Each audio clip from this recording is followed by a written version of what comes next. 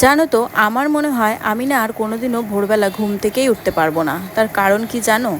আজকে ঘুম থেকে উঠেছি বেলা 10টার সময়, আগামী দিন উঠেছিলাম বেলা 10:30টার সময়।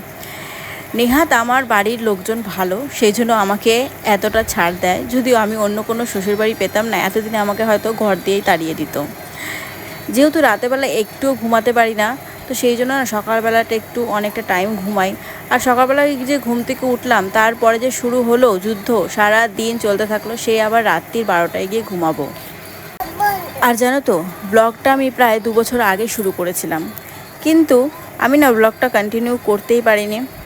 আমার দাদা আমাকে বলেছিল যে ব্লগটা কন্টিনিউ কর, তো আমি না আর পারিনি ব্লগটা কন্টিনিউ করতে। তারপরে বাবু হয়ে গেল, আর বাবু হওয়ার পরে আরও চাপ বেড়ে গেল, তারপরে তো আর কোনো ব্লগই করতে পারতাম না।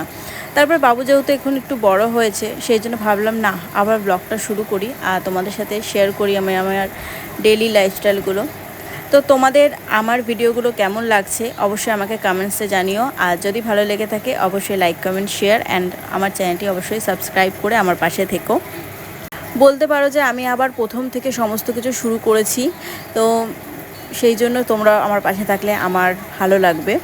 তো এদিকে দেখো, আমি কিন্তু সকালবেলা ঘুম থেকে আজকে অনেকটা লেট করে উঠেছি, বললামই তো। তারপরে উঠেই সমস্ত জানলাগুলো খুলে দিয়ে এখন বিছনাটা গুছিয়ে নিচ্ছি, কারণ বাসি বিছনা পড়ে থাকলে আমার একদম ভালো লাগে না। সেই জন্য বিছনাটা এখন গুছিয়ে নিয়ে তারপরে বাবুকে খাইয়ে নেব। বাবুকে খাওয়ানোর পরে আমি নিচে চলে যাব ফ্রেশ হতে, নিজে ফ্রেশ হব।